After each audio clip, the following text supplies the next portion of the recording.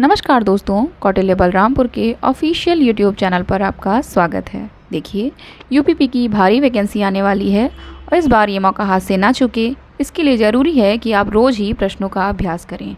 इसीलिए हम आपके लिए लेके आए हैं जीएस के प्रश्नों की सीरीज़, जो आपकी तैयारी को और बेहतर बनाएगी। पूर्ण रूप से जीएसटी की सिफारिश किसके द्वारा की गई थी? राजा चलैया समिति, विजय केलकर टास्क फोर्स, जीएसटी परिषद या मनमोहन सिंह आयोग? तो विजय केलकर टास्क फोर्स एकदम सही विकल्प है। गुड्स एंड सर्विस टैक्स एक अप्रत्यक्ष कर है जिसे 1 जुलाई 2017 से पूरे देश में लागू किया गया था। इसने केंद्र और राज्यों द्वारा लगाए जाने वाले 20 से अधिक अप्रत्यक्ष करों को प्रस्थापित किया। जीएसटी में 3 अंग केंद्रीय, राज्य एवं इंटीग्रेटेड जीएसटी होंगे। वस्तु एवं सेवा कर एक व्यापक बहुस्तरीय गंतव्य आधारित कर है। इसकी स्थापना की सिफारिश पूर्ण रूप से विजय केलकर टास्क फोर्स समिति द्वारा की गई थी। अगला प्रश्न, भारत का पहला साइबर पुलिस स्टेशन कहाँ स्थापित किया गया था? कोच्चि में, नई दिल्ली में, बेंगलुरु में या चेन्नई में? तो बेंगलुरु एकदम सही है। भारत का पहला साइबर पुलिस स्टेशन बेंगलुरु में स्थापित किया गया था। इसकी स्थापना सूचना और प्रौद्योगिकी मंत्रालय के अधीन सन 2000 में की गई थी। अगला प्रश्न, उत्तर प्रदेश का नाम बदलकर संयुक्त प्रांत कब किया गया? 26 जनवरी 1950, 24 जनवरी 1950, 15 अगस्त 1950 या 2 अक्टूबर 1950? तो 24 जनवरी 1950 बिल्कुल करेक्ट ऑप्शन है। उत्तर प्रदेश का नाम 24 जनवरी 1950 को संयुक्त प्रांत से बदलकर उत्तर प्रदेश रखा गया। उस समय राज्य के मुख्यमंत्री गोविंद बल्लभ पंत थे। अगला प्रश्न, सूफी कवि अमीर खुसरो का जन्म उत्तर प्रदेश के किस जिले में हुआ था? बुलंदशहर, अलीगढ़, एटा या फैज़ाबाद? तो एटा एकदम करेक्ट ऑप्शन है। सूफी कवि अमीर खुसरो का जन्म 1253 ईस्वी में उत्तर प्रदेश के एटा जिले के पटियाली नामक ग्राम, जो वर्तमान में कासगंज है, में हुआ था। इन्हें तबला तथा खड़ी बोली का आविष्कारक माना जाता है।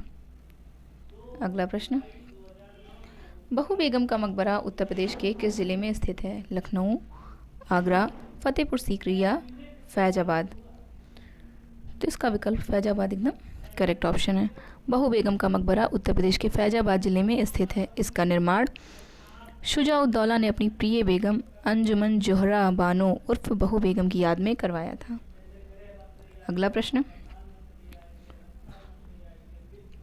उत्तर प्रदेश के निम्नलिखित जिलों में से किसकी सीमा नेपाल के साथ लगती है? गोरखपुर की, महाराजगंज की, बलिया की या बस्ती की? तो महाराजगंज की सीमा नेपाल के साथ लगती है। उत्तर प्रदेश की सीमा भारत के 8 राज्यों व 1 केंद्र शासित प्रदेश से तथा 1 अंतर्राष्ट्रीय सीमा नेपाल से मिलती है।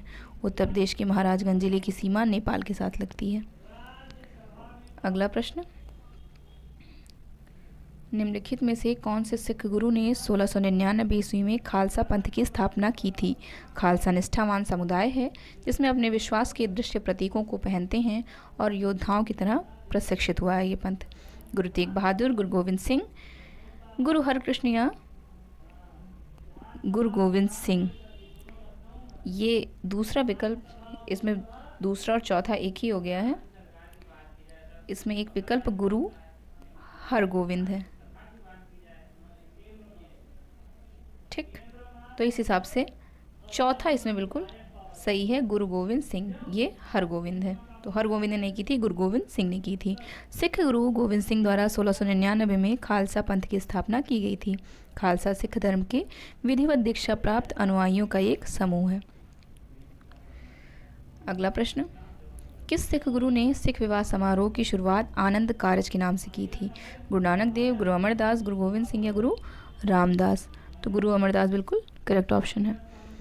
श्री गुरु अमरदास, जो सिख गुरु के नाम से जाने जाते हैं, उन्होंने सिख विवाह समारोह की शुरुआत आनंद कारज के नाम से की थी। इस विवाह का पंजीकरण पहले हिंदू विवाह अधिनियम के तहत होता था। अब सिख संप्रदाय के लोगों का शादी का पंजीकरण हिंदू विवाह अधिनियम के तहत न होकर आनंद कारज एक्ट 2012 के तहत होता है। अगला प्रश्न, निम्न में से कौन सा कथन सही है? 1975 में आपातकाल के समय गुलजारी लाल नंदा भारत के प्रधानमंत्री थे। 1975 में आपातकाल के समय इंदिरा गांधी भारत की प्रधानमंत्री थी। 1975 में आपातकाल के समय चौधरी चरण सिंह भारत के प्रधानमंत्री थे या मोरारजी देसाई भारत के प्रधानमंत्री थे? तो इंदिरा गांधी 1975 में आपातकाल के समय भारत की प्रधानमंत्री थी, यानी ये विकल्प एकदम सही होगा। देखिए, उस समय प्रधानमंत्री इंदिरा गांधी थी और राष्ट्रपति फखरुद्दीन अली अहमद थे। अगला प्रश्न, निम्न में से कौन सा बताना है गलत है? राज्यपाल राष्ट्रपति द्वारा नियुक्त किया जाता है, राष्ट्रपति के प्रसाद पर्यंत राज्यपाल का कार्यकाल रहता है, राज्यपाल राष्ट्रपति को अपना त्यागपत्र सौंपता है, या 30 वर्ष की आयु का व्यक्ति राज्यपाल बन सकता है? गलत बताना है। तो देखिए, सही राज्यपाल राष्ट्रपति द्वारा नियुक्त करता है, एकदम सही है। राज्यपाल का कार्य मतलब ये बिल्कुल सही है। राष्ट्रपति के प्रसाद पर्यंत राज्यपाल का कार्यकाल रहता है, बिल्कुल सही है। राष्ट्रपति यानी राज्यपाल अपना त्यागपत्र किसको सौंपता है? राष्ट्रपति को, बिल्कुल करेक्ट है। 30 वर्ष की आयु, इसी में डाउट है, ये कथन गलत है, क्योंकि राज्यपाल बनने के लिए न्यूनतम आयु 30 वर्ष ना होकर 35 वर्ष है।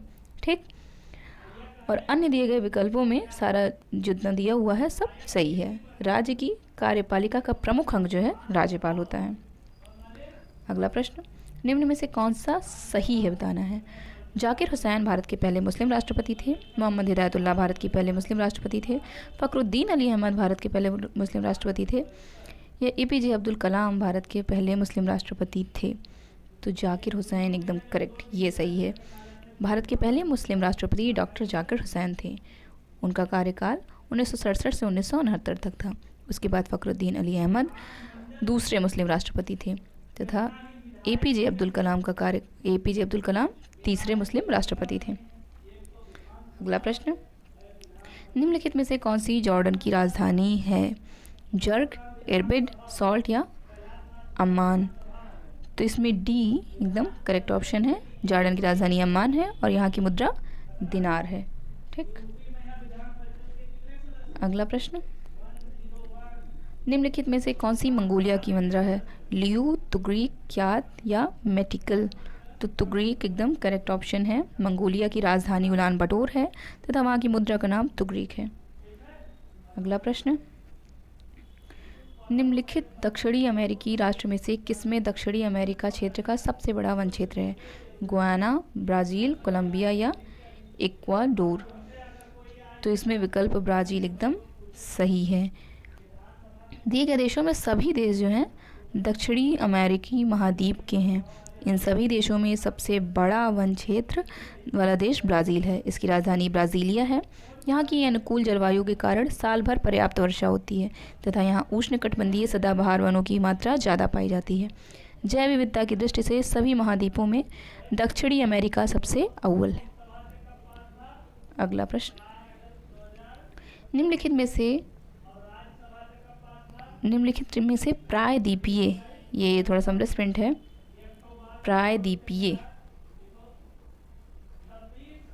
प्यारी थी लिखा हुआ है, गलत लिखा हुआ वो। निम्नलिखित में से प्रायद्वीपीय भारत की, ये इसकी जगह प्रायद्वीपीय होगा। प्रायद्वीपीय भारत की सबसे बड़ी नदी कौन सी है? महानदी, गोदावरी, कृष्णा या कावेरी? तो गोदावरी जो है प्रायद्वीपीय भारत की सबसे बड़ी नदी है। ठीक, उसके बाद गोदावरी 1465 किलोमीटर की है, जो महाराष्ट्र के नासिक जिले के त्र्यंबकेश्वर नामक पहाड़ी से निकलती है। महानदी 885 किलोमीटर लंबी है। यह नदी सिहावा पर्वत श्रेणी यानी के छत्तीसगढ़ से निकलती है। कृष्णा 1400 किलोमीटर है।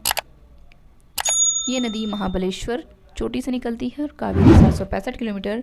कावेरी नदी का उद्गम पश्चिमी घाट के ब्रह्मगिरी चोटी से होता है। ठीक, आज की वीडियो में बस इतना ही। नेक्स्ट वीडियो में हम लोग और प्रश्नों को हल करेंगे। तब तक के लिए ऐसे ही कंटेंट के लिए बने रहे हमारे साथ। Thank you so much.